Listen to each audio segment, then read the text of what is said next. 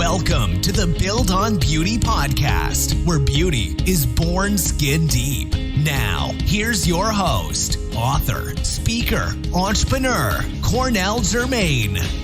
Hello, thank you for joining me. I have a special guest with me. He is a third-generation entrepreneur, an acclaimed author and speaker, a philanthropist and global leader with initiatives spanning across Europe, Asia, North Central, and South Americas. According to American news and political commentator Van Jones, his remarkable stories, depth of commitment, and eloquent communication make him a fantastic resource for everyone who wants a potent dose of grounded inspiration. Please help me welcome CEO and co-founder of the Food Revolution Network, Ocean Robbins. Ocean, thank you so much for joining me. Oh, it is my privilege. Thanks for having me, Cornell. You are, as we mentioned in your intro, a third-generation entrepreneur. And for those that don't know, your grandfather, Irvine Robbins, founded a 31 Flavors, the ice cream parlor, which is globally known as Baskin-Robbins. Tell us about, give us some insight into Grandpa Irvine. What was he like, and what birthed this idea for an ice cream parlor? Well, my grandpa served in World War II, and when he came back to civilian life, you know, it was the height of the dawn of the baby boom generation, and he got married and settled down, and thought, what am I going to do for a living? And he got a job managing a local store, just a little neighborhood store kind of thing, and he noticed that they sold ice cream, that was the most popular thing. And he thought, wow, I'd love to go further with this. And he decided to start tinkering. They were just selling ice cream somebody else made, but he started making a little ice cream on the side. And he actually wound up getting a deal with a local ice cream factory where he could use their equipment in the middle of the night when they were not operating for a really low price. So he was able to just play around, make some flavors and sell them in the store, and they sold really well.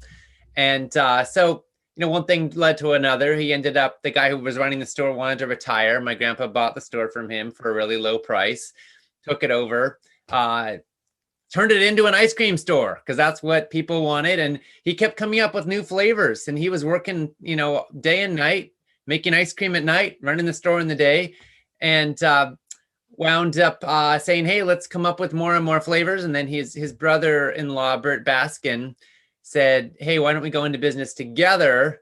And so they got a few stores going with this. It was called Snowbird. They changed it to Baskin-Robbins. They flipped a coin, and my dad's uncle, Bert Baskin, won the coin toss. So Baskin went first.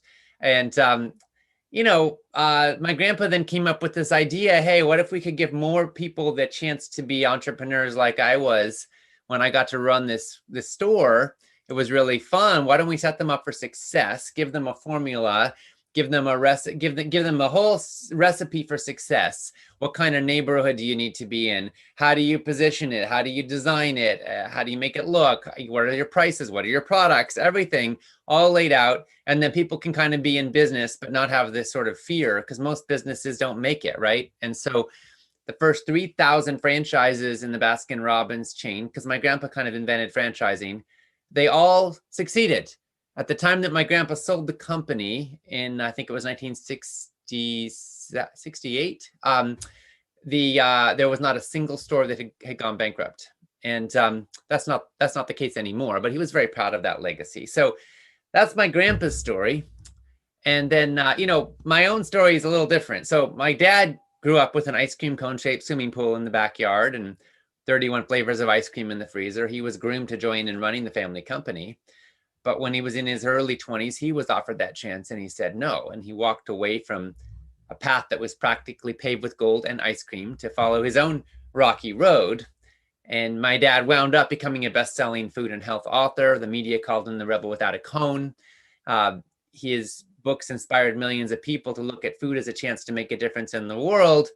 And newsflash, ice cream's not a health food.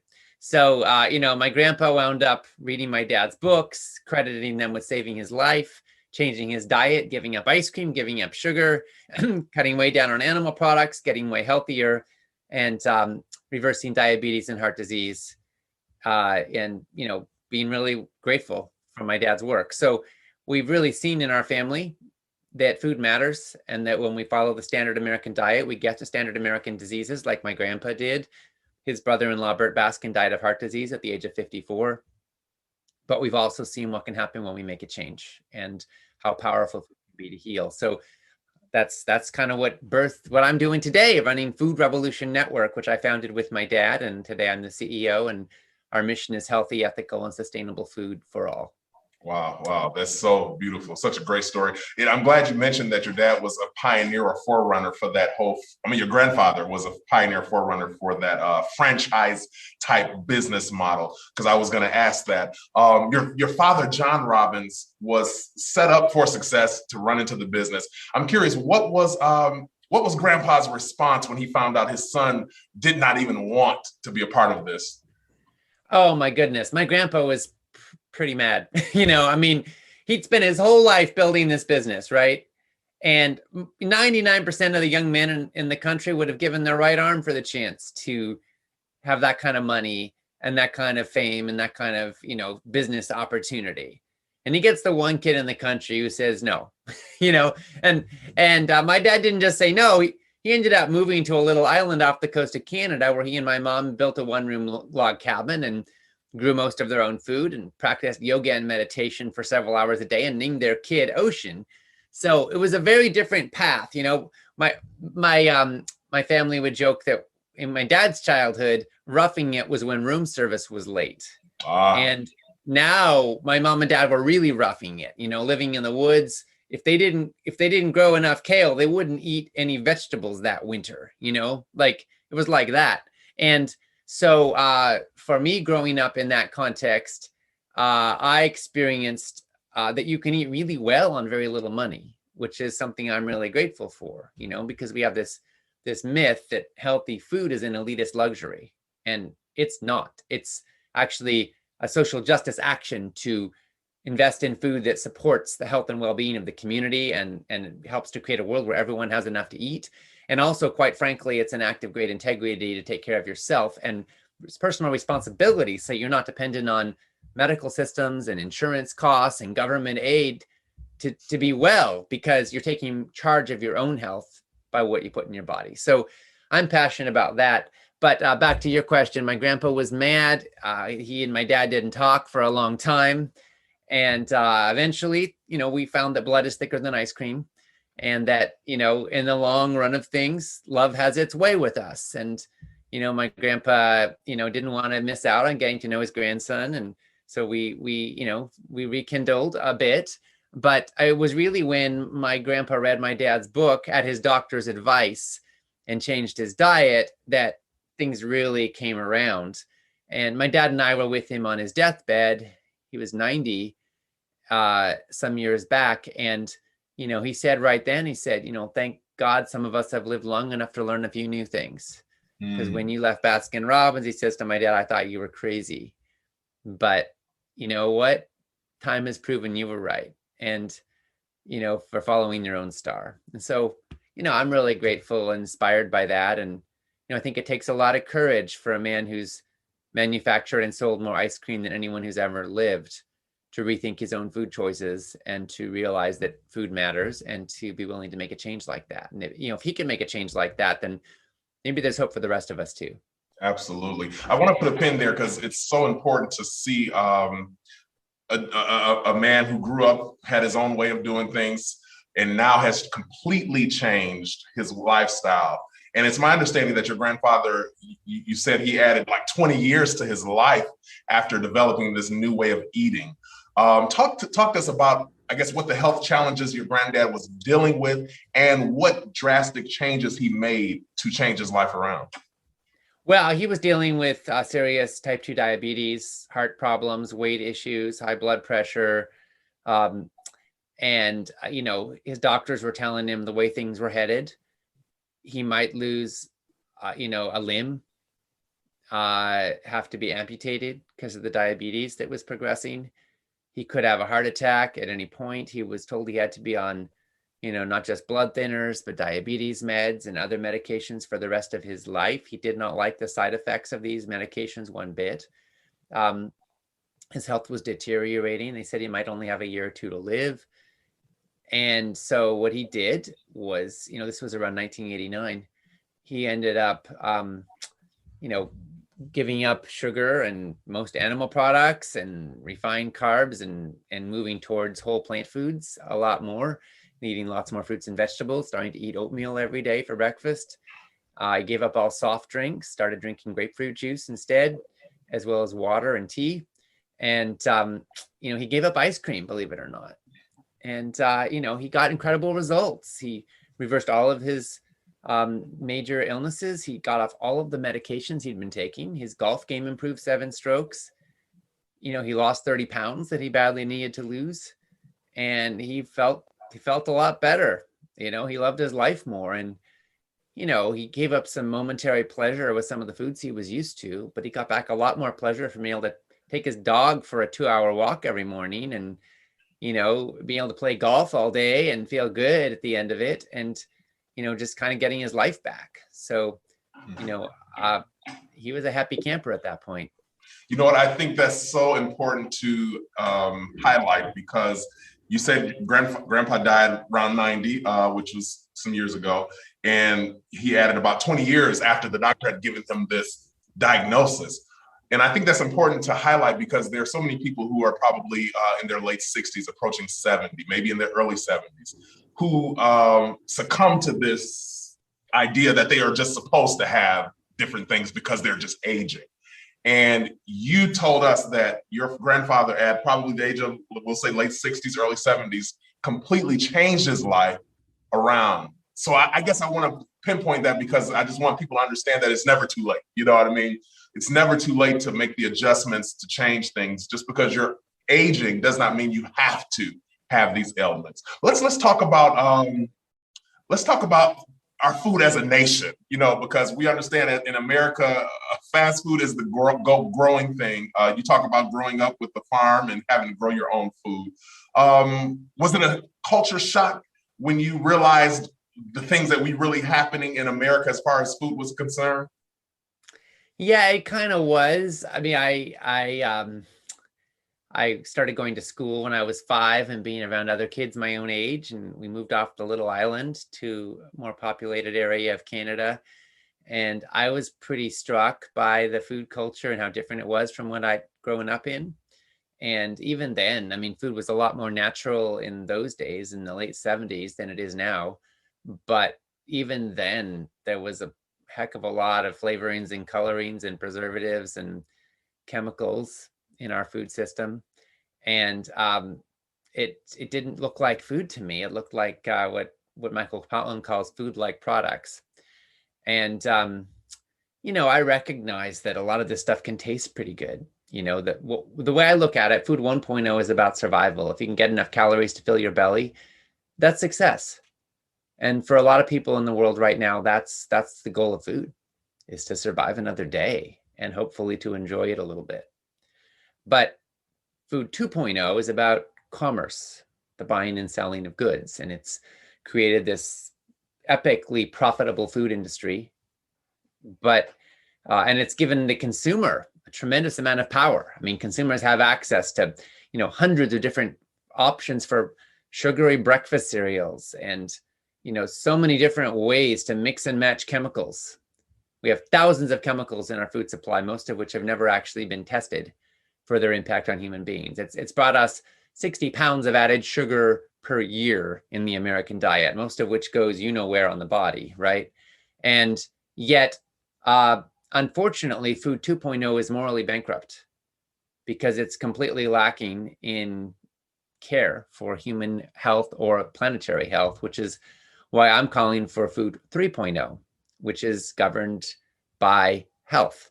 And, there's plenty of healthy profits in food 3.0. It's just that they come from healthy foods. So I think that's kind of the trajectory that I see us being on. And,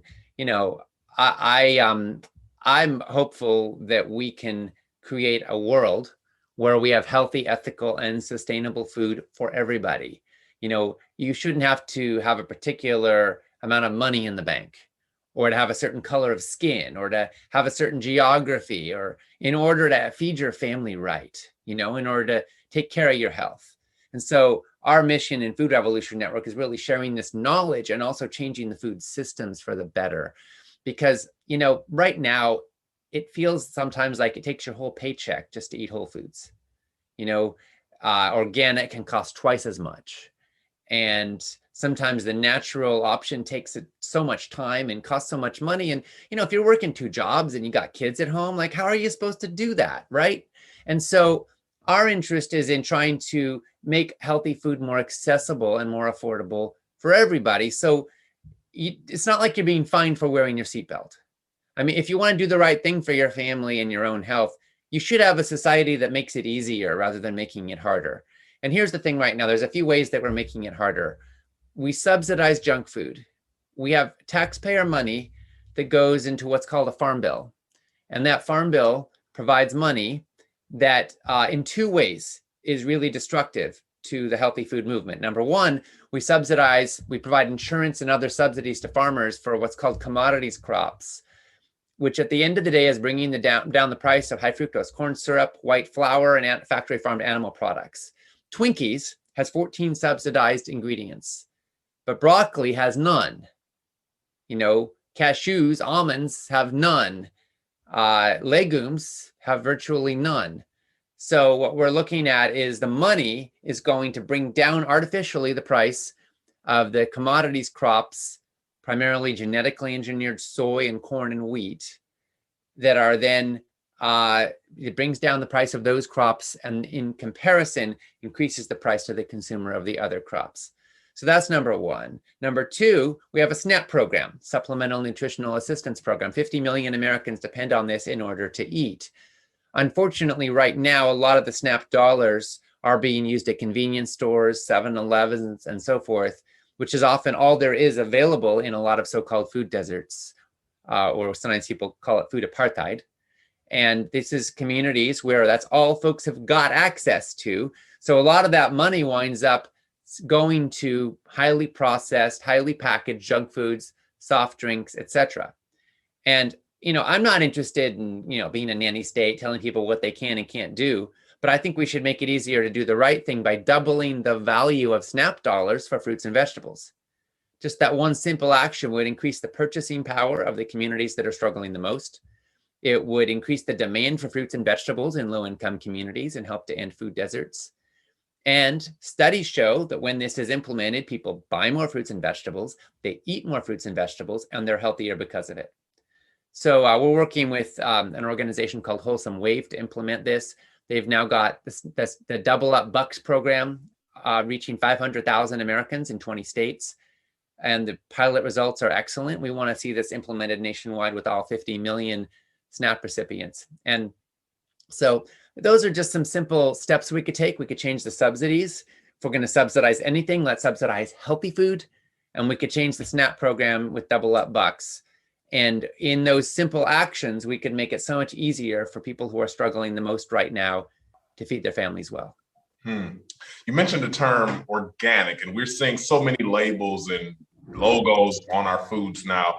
Let's talk about a couple of them. Non-organic versus organic. Exactly what does that mean? Okay, so non-organic is what some people call conventional or regular, because quite frankly, right now, unless something is labeled organic, it probably isn't. So non-organic means that food was grown using synthetic pesticides and artificial or synthetic fertilizers. So, and occasionally sometimes it was also genetically engineered, and it may have been irradiated. So organic means none of that happened, and it also wasn't grown with any toxic sewage sludge. So organic means no synthetic pesticides, no synthetic fertilizers, no irradiation, no sewage sludge, and no GMOs. Okay. So, and then in the case of animal products, it also means no hormones and no artificial hormones or antibiotics were detected in the meat. So that's sort of the high level. And why does that matter? Well, pesticides, there are hundreds of them in the food supply.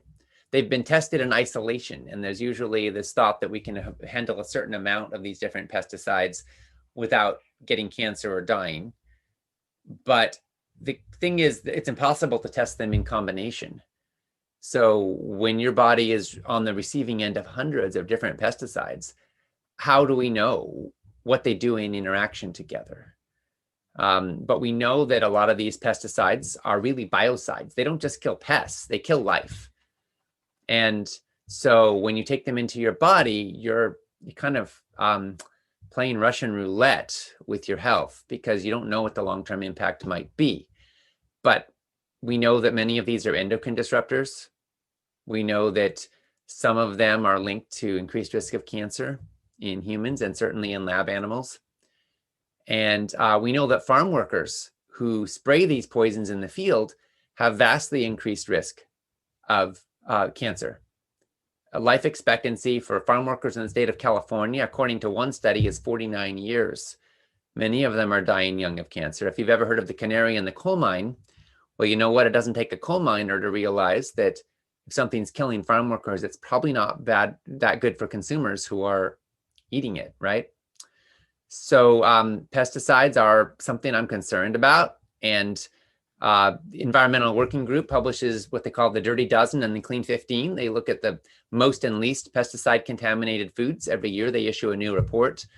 The punchline of it is that the least pesticide contaminated tend to have some kind of a shell that you don't eat, like avocados or melons, something that you cut off the outside, mangoes even, papayas even, bananas, oranges, and then the inside is somewhat more protected, right? But some pesticides nevertheless seep through.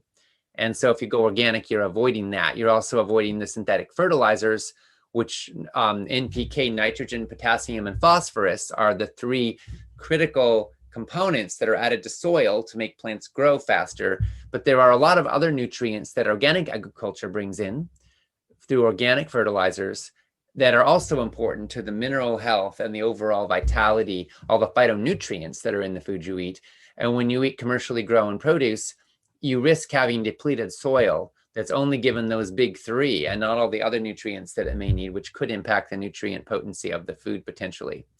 So, those are some concerns. And then obviously hormones in meat have a concern as far as their impact on human health. And there is a link between consumption of hormones through animal products and the potential of hormone-dependent cancers in the human body. And then we've also got antibiotics in animal products, which are kind of an environmental disaster where we are turning our factory farms into biological weapons factories. They're breeding grounds for antibiotic-resistant bacteria. And so when you go organic, if you do eat animal products, you're helping to say no to all of that. And lastly, GMOs.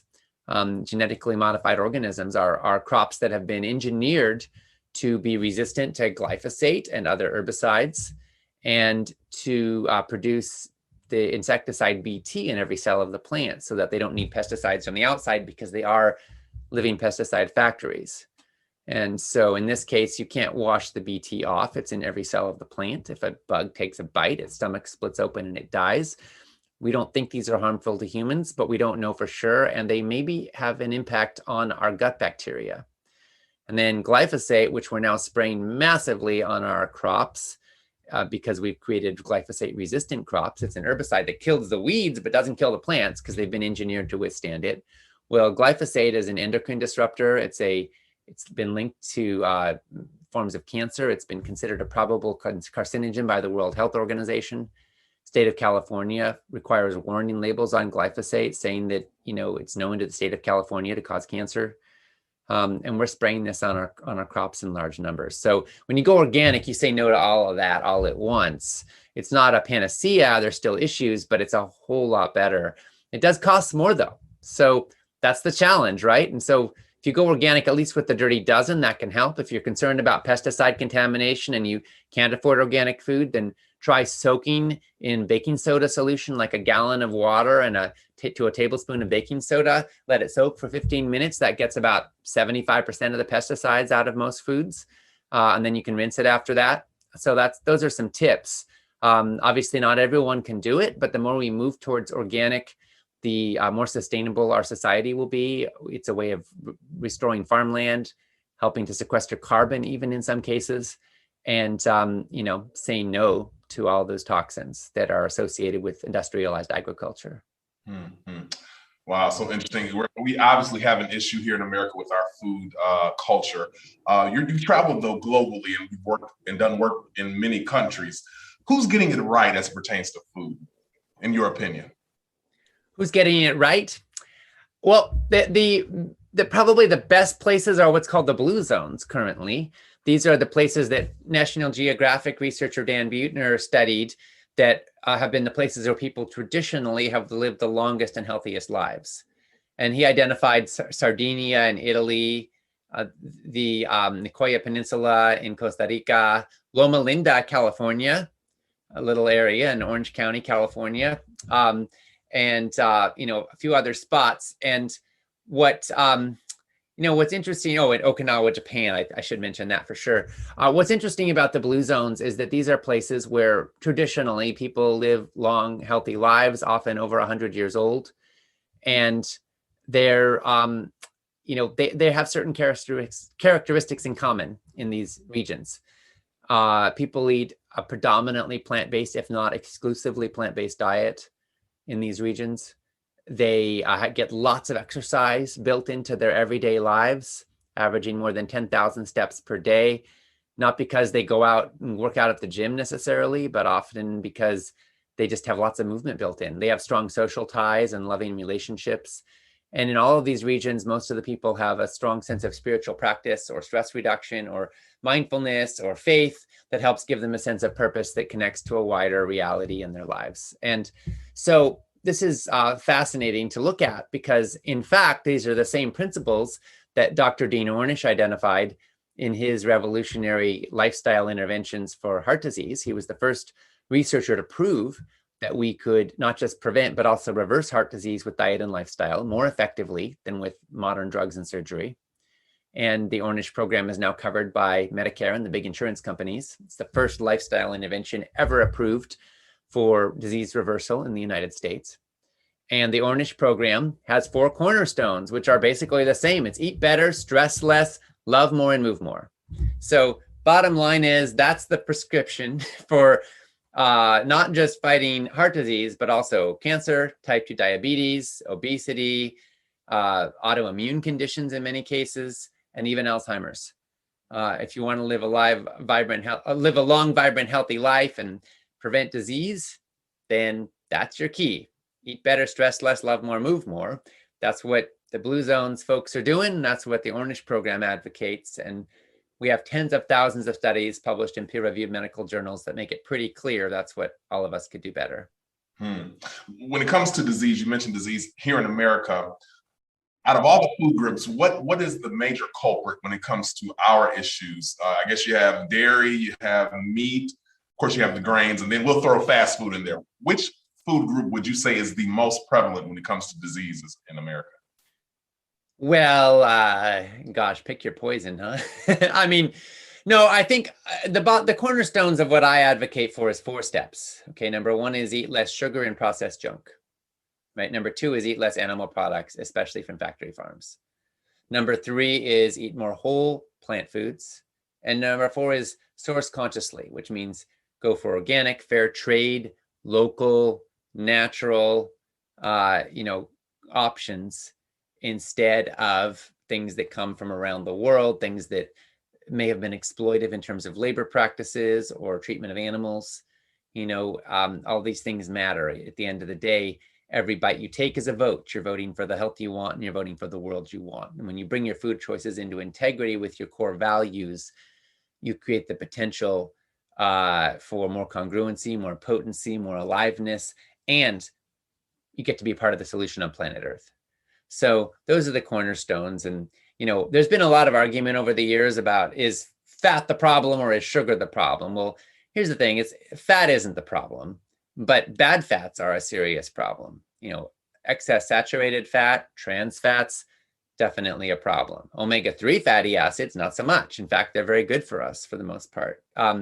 Omega-6 fatty acids are necessary in moderation, but most of us are getting way, way, way too much. So, we need to cut down on the bad fats, eat more of the healthy fats, nuts and seeds, avocados, olives, wonderful, but, fatty animal products, not so much, And then with the sugar and the processed junk, people are like, oh no, it's the sugar, right? And yeah, sugar's bad, but fruit turns out to be good. So it's all about context. Added sugars go straight into the bloodstream, can cause your body to have to produce a lot of insulin to buffer it so you don't get sick with overly sugared blood. And that can cause problems long-term, triggering diabetes. So you don't want to eat too much sugar. You don't want to eat the bad kinds of fat. You want to eat healthy sugars like fruit sugar coming from real fruit, not fruit juice, but with the whole fruit, with the fiber and everything. And you want to eat healthy fats. That's the critical thing to remember. Nature is brilliant, and almost all whole foods that come from plants turn out to be really good for our bodies. But when we isolate, when we process, not so much. And animal products in general, in moderation, a certain amount may have some benefit for some people, maybe not. Depends on the person and context. But most of us are eating way too much animal products. And as a result, we're deficient in fiber. We're deficient in so many phytonutrients that we need more of. And we're getting too much saturated fat and even animal protein, which can be very damaging. Mm-hmm. You mentioned earlier about the soil being depleted, and obviously that affects the nutrients in the food we're eating. Let's talk supplementation briefly. What supplements do you recommend and why? Okay, so the big three are going to be EPA and DHA. So which I count as one thing, omega-3 fatty acids, essentially. So there's three omega-3 fatty acids, ALA, EPA, and DHA. And ALA is more prevalent. Most of us aren't so deficient in it. You can get it abundantly from flax and chia seeds. EPA and DHA are only found in algae and certain forms of fish. And your body can convert ALA to EPA and DHA, but not everyone does so efficiently. So that's number one. Number two is going to be B12. The average, about 20% of Americans are deficient in B12. It's particularly problematic for vegans because B12 is only found pretty much in animal products. But even omnivores are often deficient in it. So taking a supplemental source of B12 is smart. It's cheap. It doesn't taste bad. So it's just a good idea. And then the other big three is going to be vitamin D. Most of us in the modern world don't get a lot of sunshine. We need probably about a half hour a day over half our body in order to make our own D3 in optimal quantities. Actually more for people who have more melanin in their bodies and in their skin. And so most people are deficient. Bottom line, you want to have, a score of at least 40 in your bloodstream, ideally over 50. And a lot of people are in the 20s or 30s. And that has an impact on your immune health and your likelihood of a whole bunch of different diseases. So getting enough D3 is critical, and it's super easy to just take a little supplement. So those are the big three that most people should be taking every day, in my opinion. With the omega-3s, you may not need it if you eat wild fish, but that comes with mercury and heavy metals and ethical considerations. So some people don't want to do that. And then somewhat less problematic, but still an issue for some people. There's going to be zinc, selenium, magnesium, iodine. A lot of people get enough of those, but it doesn't hurt to consider supplementing with those if, and you can also get a blood test and find out whether there's any concerns there. With selenium, just one Brazil nut a day will meet your needs. So that's another way to handle that one. Iodine is usually handled just if you eat sea salt that has iodine added to it. But some people don't eat as much sodium or are choosing to eat some of these fancier Himalayan salts and whatnot that haven't been iodized. And if that's the case, you could be in danger of deficiency because it's only found in certain seaweeds, a little bit in certain fish, but a lot of people aren't getting much iodine. And iodine is important for thyroid function. It's the number one nutrient most linked to healthy thyroid. So you hear about all the hypothyroidism and hyperthyroidism and, Hashimoto's and so forth going around. And a huge percentage of that is linked to iodine deficiency. Wow. You're the CEO and co-founder of Food Revolution Network. Tell us about this network and who it's for.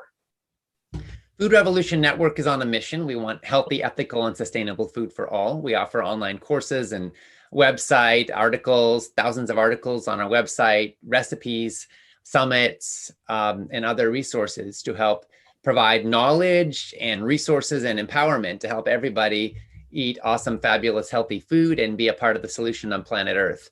So you can find out more at foodrevolution.org. You can get my book, 31-Day Food Revolution, which walks you through the simple steps you can take to apply all that we've been talking about today in your life. 31 steps to health can bring you more pleasure and more joy than 31 flavors of ice cream. That's the thesis of the book.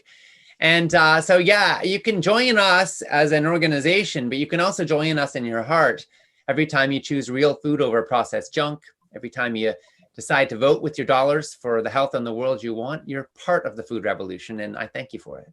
Yes, yes. Before we wrap, I got to get you to play this quick, fun game with me. It's called My 5 Favorites. I'll give you 2 options, and you share with me which is your favorite of the 2. Ready? Yes. First, kale or spinach? Kale. Asian-inspired or Southwest Mex? Asian-inspired. Okay. Soup or porridge? Soup. Curry or cayenne? Curry. Me too. Last one. Now you may have to go back a little ways for this one, but vanilla or Rocky Road? Rocky Road. Your taste buds still remember, huh? So good, so good. Ocean, I appreciate you joining me as we prepare to wrap. Give us some last closing thoughts and a potent dose of inspiration, if you will. All right. Well, I just want to say thank you for being here and listening and learning. You know, I think the most powerful force in the world may be human curiosity. I mean, when we're learning and growing, we become capable of so much because evolution is moving through us. You know, we aren't just a product of what we've been through or what we've learned in the past. We're a product of what we discover in real time in interaction with the world as it is. And the truth is that the operating systems that got us to this point have served us, but they will not enable us to make it where we need to go. Humanity is on a collision course with systemic environmental collapse. We have epidemic rates of disease. We have more people sick and fat than any population in the history of the world. But we can turn that around. When we learn how powerful food is, we can apply what we're learning and get tremendous results. You can slash your risk of most of the major chronic illnesses of our times. You can contribute to a world with topsoil, with water, with a stable climate, and with plenty of food for future generations. And you can do so deliciously when you choose to apply the food revolution in your life. So thanks for being here. Thanks for learning. And thanks for being a part of the solution on this planet. Well said, Ocean. I appreciate you joining me and thank you for the work you're doing. Absolutely. I appreciate you having me on, Cornell. Thank you for yours. Well, this has been the Build on Beauty podcast, where beauty is born skin deep. I'm your host, Cornell Jermaine. Until next time, let your soul be made whole. Take care. Thank you for listening to the Build on Beauty podcast. For more information about our host, please visit cornelljermaine.com.